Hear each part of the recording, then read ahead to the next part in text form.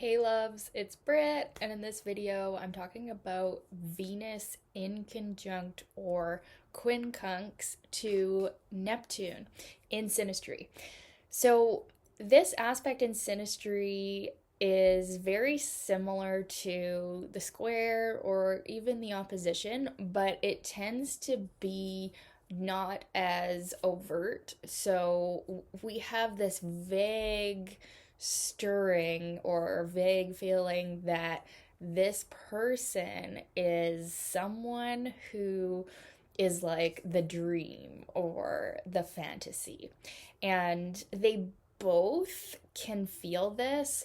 The Neptune person feels like the Venus person possesses like an ethereal kind of beauty that they want and they want to be around.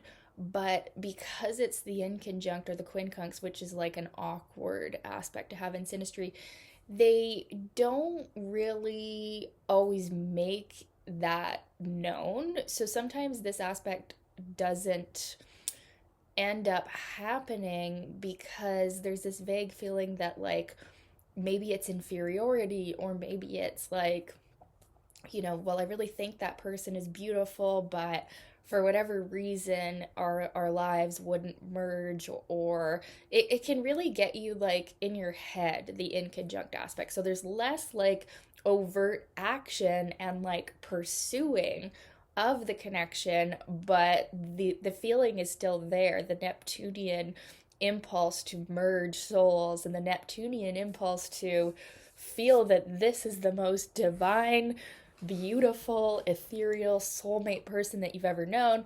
But I mean, you're just going to kind of keep it to yourself, or you're going to, maybe you'll tell people, but you won't tell the person directly in some cases. Now, if there's other stronger links going on that make us more talkative, then, this one really can get people feeling like this is the dream. The Venus person can really feel like the Neptune person as well as like this fantasy, especially if Venus is the man or the masculine energy, because Venus in a man's chart, or like from a masculine perspective, is like the ideal lover woman who's like sexy and sensual.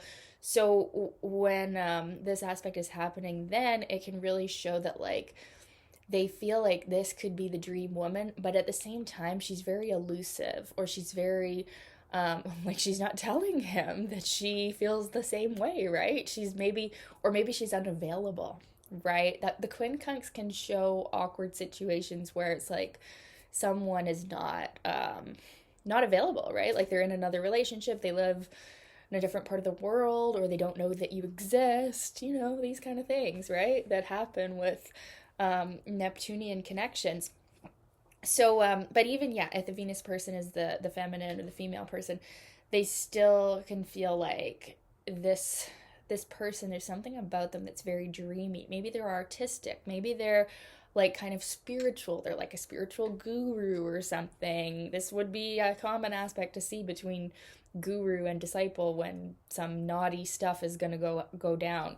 And that's something you want to watch out for with Venus Neptune aspects and Neptune aspects in general, but especially Venus Neptune aspects that are hard, is that some shady stuff is going to go on, or that these kind of aspects can show up in relationships where someone's not being honest, or someone's cheating on someone, or they're both cheating on their partners, or there's just something, someone's not being totally upfront and honest and truthful. So that's something you want to check out with this inconjunct, is that, do we know everything that's going on here? Do we know the background of this person? Like background check, like, because we might think that they're the fantasy, we think that they're the dream, but there is something elusive. There's something hard to pin down with this inconjunction, that it is like the vague fear or the vague feeling of like we don't really know what we're dealing with might actually be our intuition and accurate. So you want to just check on things. And with Venus Neptune hard aspects, Mercury Neptune hard aspects, you want to like really like read the contract clearly, right? Like that's just an example, but like with this aspect, you just want to make sure that things are clear because they don't feel so clear. And the Venus person too can have a tendency to give or overgive or crush on the Neptune person hard. Um, and they could end up being the one that is more hurt. And it could go either way, but they could definitely get hurt in this contact. And they both could have a lot of disappointment and hurt and confusion. Like this is one that is just, it's hard to make sense of it. Now, if there's grounded aspects, Saturn aspects also going on in the synastry, this can be more minor because the inconjunct aspect, although I say that it's not a minor aspect, sometimes in synastry it can be a more minor, like under the surface thing, and it's not going to overpower other genuine compatibility. It's not, I don't think it's strong enough like this one, if you just have one of them. If you got many and you've got other things that are hard, maybe, but just this one, it does add, I mean, on the positive side, that level of romanticism, that level of like feeling that you found the dream person or someone who's like going to give you your desires. Like the Venus person really feels like there's a chance that like the Neptune person could be everything they've ever dreamed. And they could end up being disappointed, but they might not be. If there's other good synastry, that level of romanticism, it can always be going on under the surface. It can be something that really makes this relationship feel like this is a special soul connection. This is a beautiful soul connection. This is someone who is truly beautiful inside and out at the soul level, at the physical level, and they can really see that in each other, and that can be truthful, that can be genuine.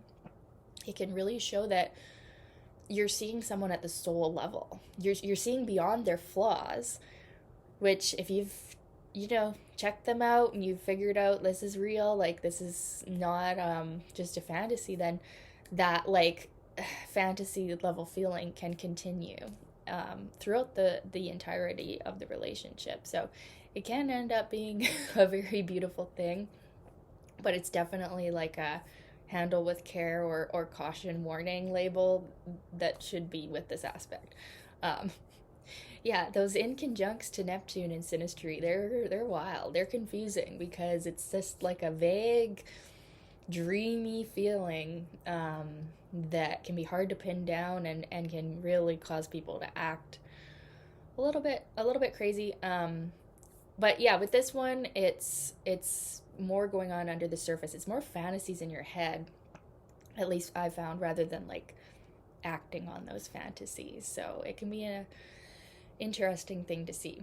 I'd love to know your experience of this one. If you've had it, let me know in the comments. And thanks for the requests, you guys. Keep them coming, and we'll talk soon. Okay.